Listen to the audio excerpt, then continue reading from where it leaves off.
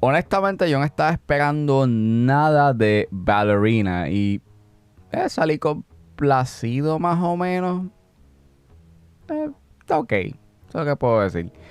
Nada, From the World of John Wick, Ballerina. Pues esta es la nueva película de la franquicia John Wick. Este es el primer spin-off que hacen en el cine. Ya anteriormente en televisión habían lanzado The Continental pa' Peacock y es dirigida por Len Wiseman. En su cuerpo de trabajo tiene películas como Underworld Evolution y Total Recall. Ballerina trata sobre una asesina llamada Eve, que la interpreta Ana de Armas, que es entrenada por las tradiciones de la organización Rusca Roma, que se embarca a un viaje de venganza luego de la muerte de su padre.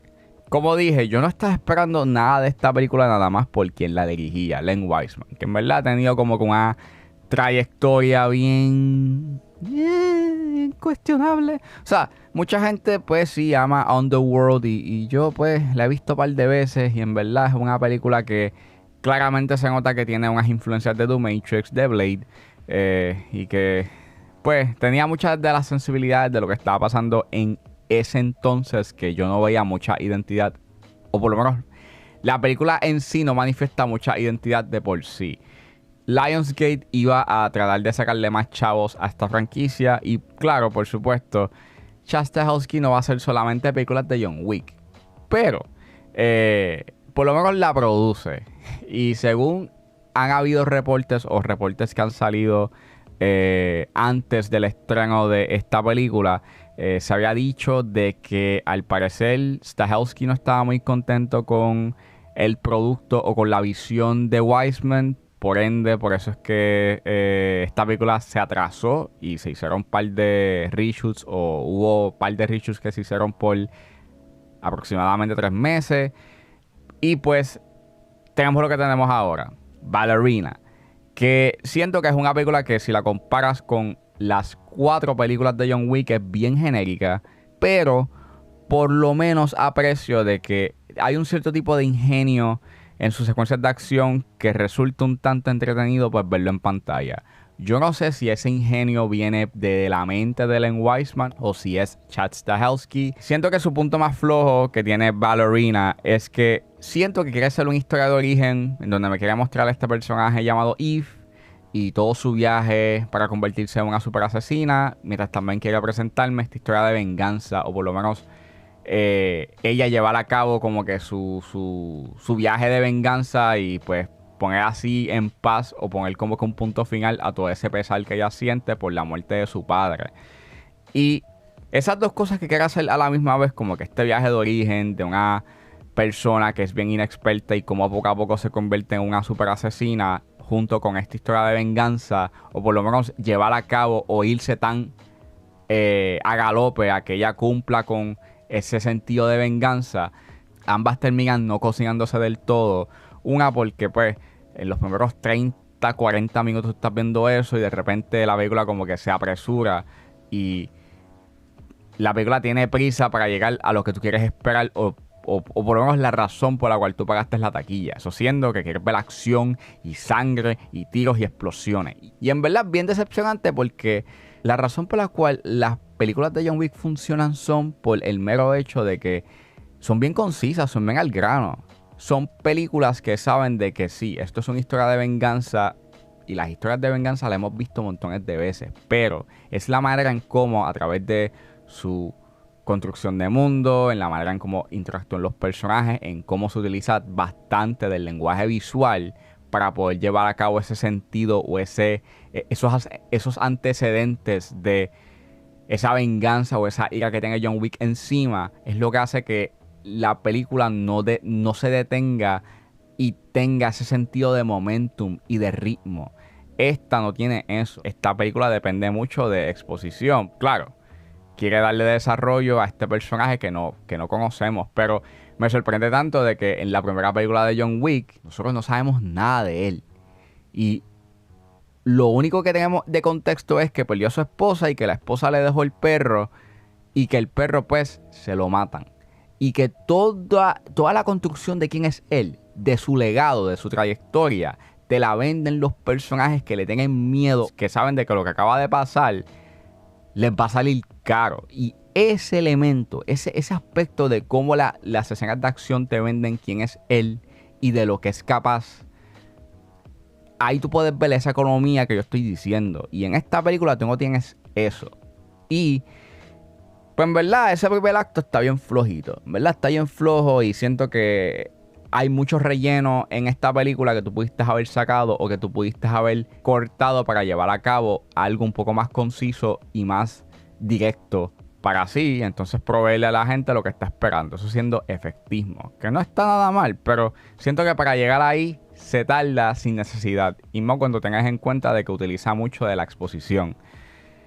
Hay elementos que por lo menos aprecio esa subversión, como por ejemplo tratan de subvertir lo que tú esperarías de tu típica escena de la discoteca en la franquicia, y aunque sí está cool la subversión, no me gusta el resultado.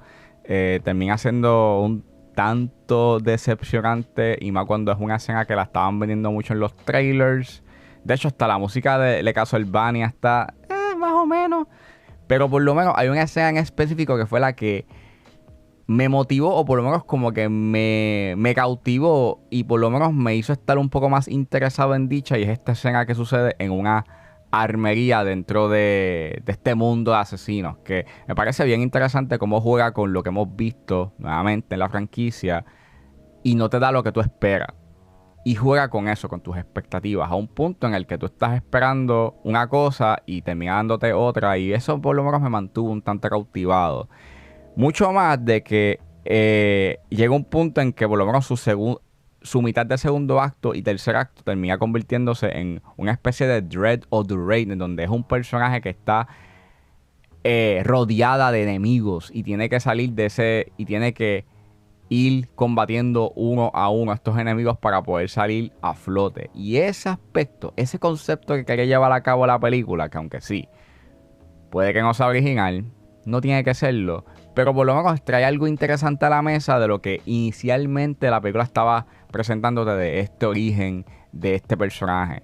Y ese aspecto fue lo que me mantuvo bastante interesado en seguir viendo la película, y por lo menos me mantuvo bastante entretenido. Like, ver a Eve llegando a esta aldea, a este culto que lo lidera Gabriel Byrne, que hace el papel más flojo que yo he visto de él en un par de... hace rato que yo no lo veía en un papel tan insípido. En verdad, él estuvo aquí por el cheque. O sea, en verdad, él cobró un cheque bien fácil, porque él no hizo mucho en esta película. Pero, cool verlo en una película. Lo que pasa es que no le dan mucho para hacer. Pero sí me gusta ese concepto que quiso traer a la mesa a mitad de segundo acto y tercero, que es básicamente esto: una mujer peleando con un culto en una aldea. Y eso está bien chévere y es bien entretenido. O sea, más aún porque empieza a jugar con muchos elementos, o por lo menos empieza, sus secuencias de acción dependen mucho más en esta de objetos punzantes, que aunque sí, lo hemos visto en la franquicia, mucho más en la tercera entrega, de que pues se utiliza mucho los cuchillos o hachas. Pues en esta sí se va por esa línea, pero está bien divertido, y hay tanto, y está tan bien llevado y tan bien logrado, que no te puedo negar que yo salí pues bastante satisfecho con lo que vi en pantalla en ese departamento. Y además de utilizar objetos punzantes, también utiliza muchos explosivos y mucha pirotecnia, que nuevamente es bien entretenido verlo en pantalla, y termina siendo bastante violento. Creo que es una de las entregas más violentas que yo he visto de la franquicia, dentro del aspecto de que hay mucho desmembramiento gracias a explosiones. Y vuelvo. O sea, estuvo entretenido. No debe de ser entretenido porque la violencia no es buena, pero verlo en pantalla, ver ese efectismo, esa dedicación y esa buena implementación de efectos visuales, y que te convenzan de que eso pasó, está bien logrado. No te lo puedo negar.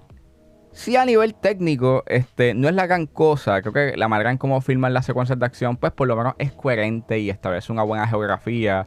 No es tan impresionante lo que hacen a nivel visual como lo que hizo Dan Lausten en John Wick 4, pero por lo menos los colores popean bastante bien, o sea, se ve bastante bien a nivel visual, y por lo menos mantiene esa identidad que ha tenido John Wick con ese uso de colores intensos. Aquí pues se mantiene, pero no es nada del otro mundo como se hizo en John Wick 4 o en la tercera.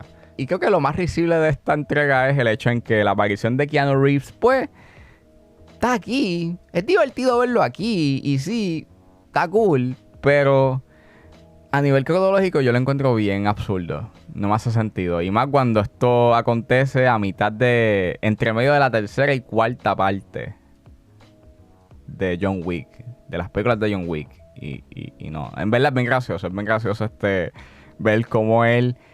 En la cuarta entrega, él hizo un side mission. Y dentro del side mission hizo esto. Y es como que... ay, vamos, por favor. Es bien absurdo, en verdad. Es bien gracioso. Pero pues... siento que esto puede haber sido como que una precuela en vez de una entrega que está entre medio de la tercera y cuarta parte de John Wick. Pero, ok, fine. Ok, yo no le voy a dar casco a esto cuando la misma película no te incita a darle casco a esto y solamente verlo como mero entretenimiento palomitero. Que claro, si la comparas con lo que se ha hecho en la franquicia, sí es un bajón. Teniendo en cuenta quién es el que la dirige, me sorprende tanto de que por lo menos hay un cierto tipo de competencia.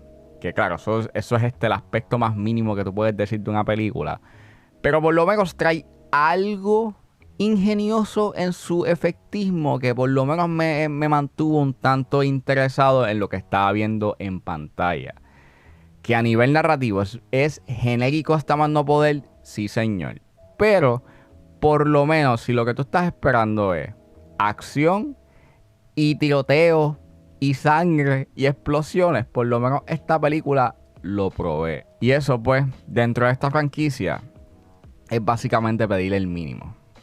Eso fue todo en este episodio de 10 a 15. Espero que les haya gustado. Suscríbanse a mis redes sociales. Estoy en Facebook, Twitter e Instagram como ángeles.pr. Recuerden buscarme en su proveedor de podcast favorito como 10 a 15 con Ángel Serrano. Y en YouTube como ángeles_pr. Gracias por escucharme y nos vemos en la próxima.